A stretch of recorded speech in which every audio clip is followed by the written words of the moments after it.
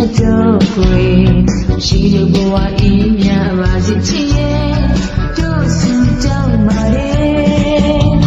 ဘယ်ကလေးမရှောက်ပါချစ်ခွေပြောလို့ရတော့ချာခဲ့ခွေချစ်ခဲ့ကြတဲ့ဖြစ်ပါအေးလက်တဲ့မင်းပေါ်လေးရောက်ပြီးမင်းလိုက်ခွေအိုးမင်းလိုက်တော့ချစ်ကလေး